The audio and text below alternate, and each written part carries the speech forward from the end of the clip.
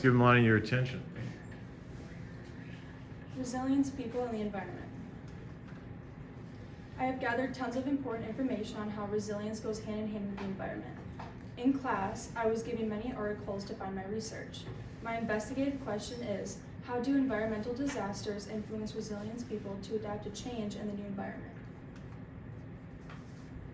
Introduction. Well, what is resilience? An article called The Dark Side of Resilience defined it as the psychological capacity to adapt to stressful situations and to bounce back from adverse events. These types of people can respond immediately and cause change in stressful situations. Not having resilience, it can make people not able to adapt. This can determine the difficulty of the environment for certain people.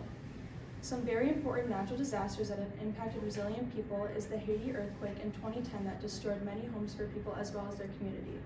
The flooding in India made transport hard for the Khasi people as well as the flooding in China. Being able to adapt and re-evolutionize as a population is the only way to survive.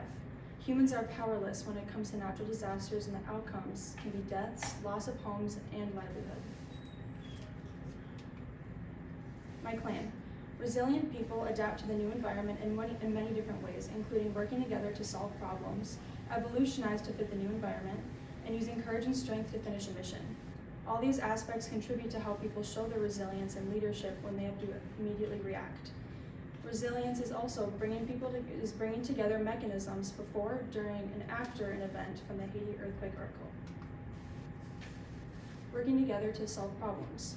Working as a team is very important to be able to recover and adapt from natural disasters. Julia Watson was in a TED Talk that discussed the issue in India the Khasi people were dealing with. There were massive floods which destroyed the transportation routes from village to village. The community acted immediately by building root trees for new transportation. Because of the resilient people, multiple generations were able to continue building these bridges and creating new structures. The natural crisis was not able to defeat the ancient technology the Khasi people created. Julia Watson also talked about a village in Africa whose village flooded. Working together, they used it to their advantage, creating water homes and rivers between it to canoe through. In the center, they created sections in the water with different types of fish in each to feed the community.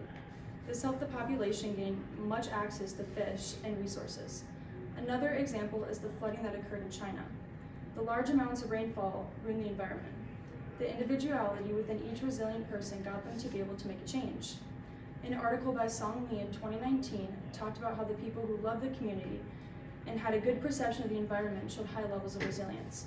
All these factors between each of these communities shows how using resilience, no natural disaster will be able to make people not work together. Evolutionize to fit the new environment. When humans and animals are put in a new environment for long periods of time, they can change to fit the new habitat. There was a coal pollution in the 19th century which created a darker environment. The moths living in these were light brown and became noticeable on trees. The population of them decreased because they weren't able to hide. Over time, they started becoming darker in color, and the population rose again. These animals can change due to heat, pollution, and predators. This is from the Urban Evolution article.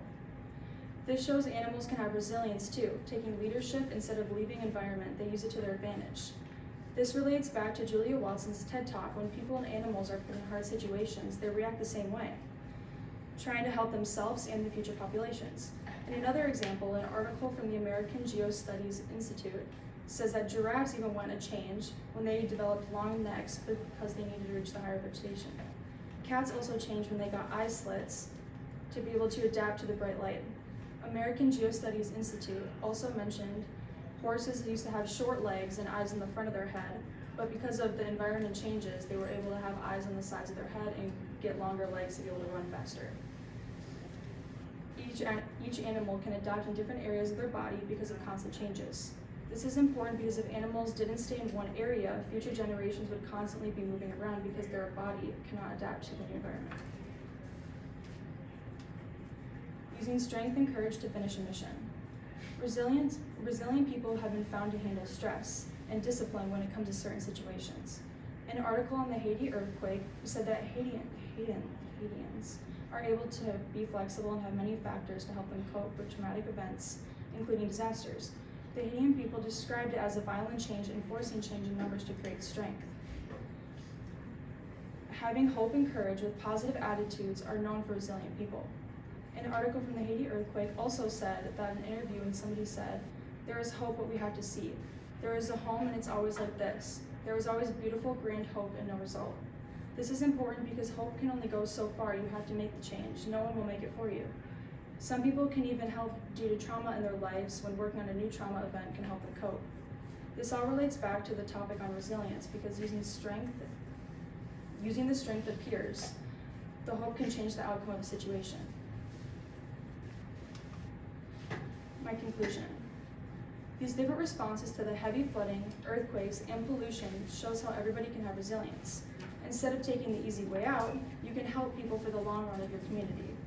The natural disasters bring people closer and not tear them apart when working in teams to show the leadership and the responsibilities.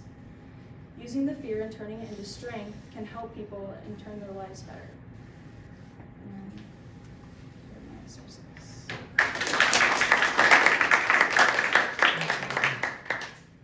Thank you. A couple of questions.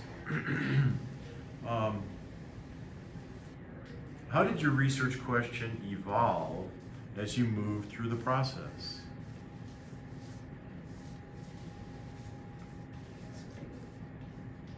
My research developed more once I got into people and how they gained resilience and how people are not born with it.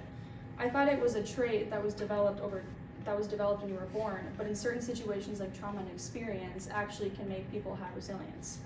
Some have more resilience when they go through a traumatic event and act fast versus someone who has never had trauma experiences. Okay. All right. What are the implications of your findings to our community? I think that this could have. Good morning, and please pardon this interruption. The printing system is currently down. They are working diligently on getting that repaired. Again, the printing system is currently down. They're working as fast as they can to get it repaired, and we'll let you know when that is complete. Thank you. Yeah, whatever. Okay. I think that this could affect the community by encouraging or motivating people to become more involved in the communities. Being close to the people and the environment can make you react faster to stressful situations. It's a call to the people to be able to help others who can't help themselves and fight for your community to benefit everyone.